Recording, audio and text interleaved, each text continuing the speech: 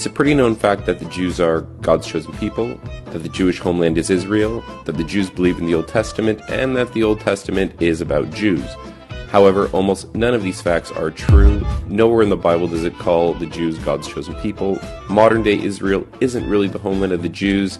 The Jews don't really believe in the Old Testament, and only maybe 5% of the people in the Old Testament can even be considered Jewish. So now that you've branded me an anti-Semite, we can begin. So, the expression anti-Semite literally means against Shem, or his descendants. However, being anti-Jewish isn't the same as being anti-Semitic. So, let me explain. The Semites are the descendants of a man named Shem, who would father some of the world's most renowned empires and dynasties, such as the Assyrian and Babylonian empires, and even the Persians can call themselves Semites. So, why is it when you say something against the Jews, you are considered anti-Semitic? Because just like stealing your religion, your homes, your money and businesses, some Jews also love stealing names, inheritance, and land. So Shem is the son of Noah, the guy who built the ark when Mesopotamia flooded. The Sumerian kingdom would be destroyed by the flood, and the Semites would descend from the Caucasian mountains and establish the Akkadian Empire. Shem would have children, and one of his descendants would be named Eber. He would be the father of the Hebrew people, and the Semites would be called by his name. Eber's line would eventually give birth to a man named Abram or a Jew named Abraham, except Abraham has never been a Jew, nor will he ever be a Jew, and to call Abraham one is just plain ignorant, so let's go through it. So, according to the Bible, Abraham was a Hebrew and not a Jew, who God promised would be the father of many nations, not one single Jewish nation, but many nations, and that through him all the families of the world would be blessed. Abraham would pass this blessing on to his younger son Isaac and not his eldest son Ishmael. Isaac would have twin sons named Esau and Jacob. Again, the Abrahamic blessing would be passed down to the younger brother Jacob, who would then be renamed to Israel. Israel would then have 12 sons. His sons would each become their own tribes and eventually become their own nations. One of his sons would be named Judah, who would be the father of the Jewish people, and all Jews are related to him. Even though all Jews are Israelites, majority of Israelites are not Jews. Obviously, Israel would have to pass the Abrahamic blessing to Judah in order for them to be the chosen people. Israel would want his favorite son Joseph to inherit the Abrahamic blessing. However, Judah, the father of the Jews, would be jealous and conspire with his brothers to have Joseph killed. In the end, Judah sold Joseph into slavery for silver, much like Judah sold Jesus to the Jews. So the Bible portrays Judah as a jealous villain and Joseph as the chosen son. While in slavery, Joseph would rise to become the prime minister of Egypt and father two sons named Ephraim and Manasseh. In the end, Israel would adopt Joseph's sons and pass the Abrahamic blessing on to them, making them the chosen people and dividing Joseph into 2 tribes, making 13 tribes of Israel. As for the father of the Jews, his 2 eldest sons would die and Judah would end up bowing down to Joseph. So, now that you understand that the Jews were never intended to bless the world, nor were they ever considered the chosen people, we can move on to our second point. So, is the Jewish homeland Israel? And the answer is yes and not at all. Israel was originally called the land of Canaan, named after Noah's grandson, Canaan. The land of Canaan was conquered by the Israelites after they left Egypt with Moses, found in the book of Exodus. The Bible says God commanded the Israelites to punish the Canaanites for their sexual immorality, which led to child sacrifice, which would eventually lead to cannibalism. The word cannibal actually comes from the words Canaan and the god Baal. Baal was the god of Canaan, and the priests were known for eating the children after they were sacrificed to him, hence why we call them cannibals.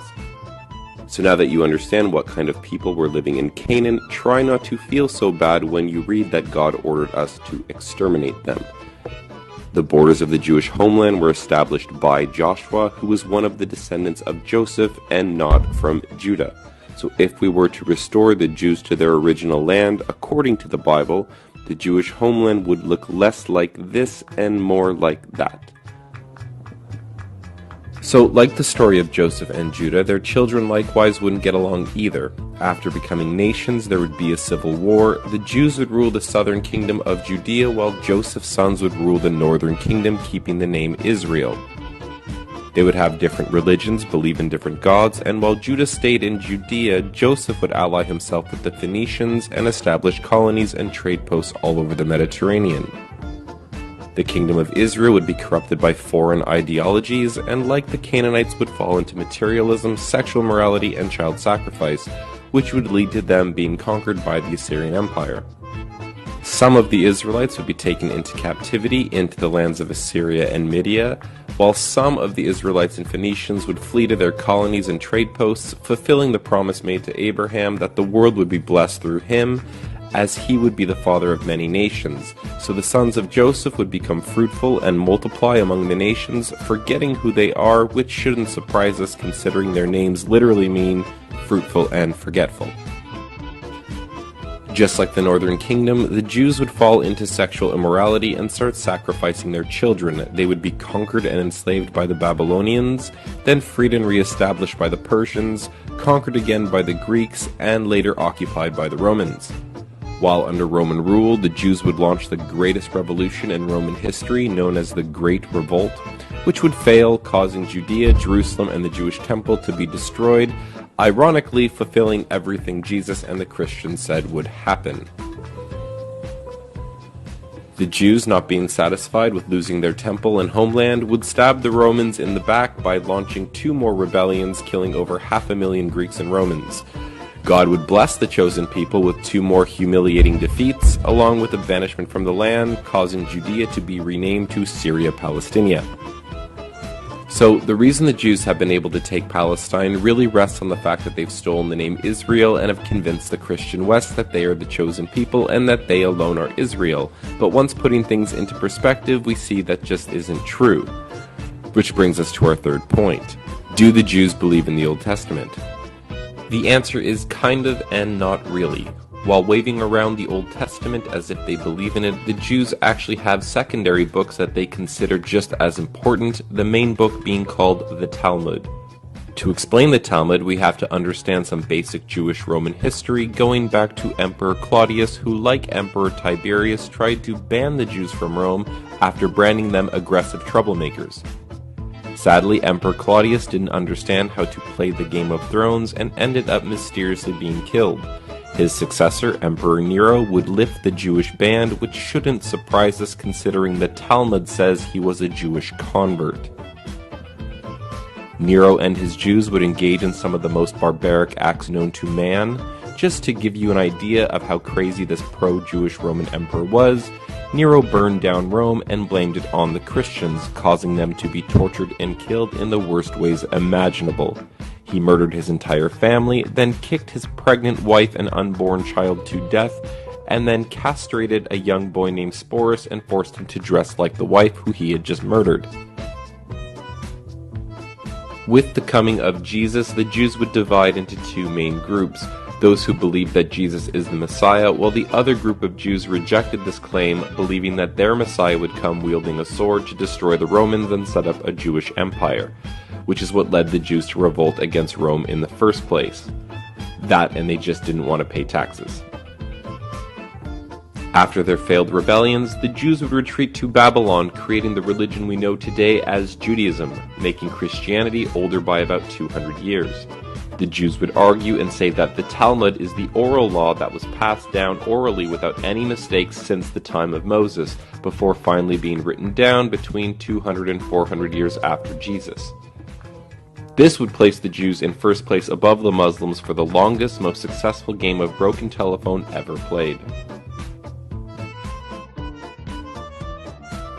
The Talmud speaks of its love for Christians by calling the mother of Jesus a whore and calling Jesus a bastard sorcerer who is in hell boiling in human shit. Which brings us to our last point. Is the Old Testament about Jews?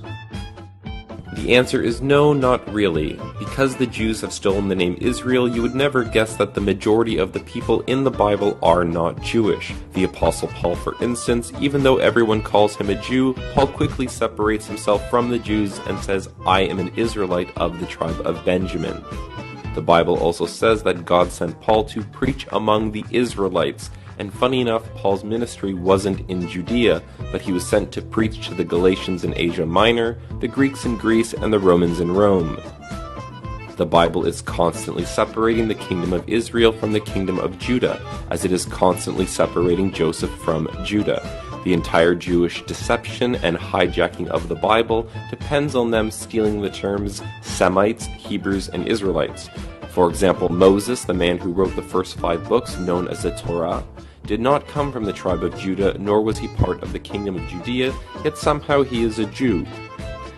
The reality here is the majority of the people in the Old Testament are not Jewish. The Bible is a book that tells the history of many nations and peoples, like the Semites, Hebrews, Israelites, Egyptians, Phoenicians, Babylonians, Assyrians, Armenians, Persian, Greeks, Romans, and many others. It's not only about Jews.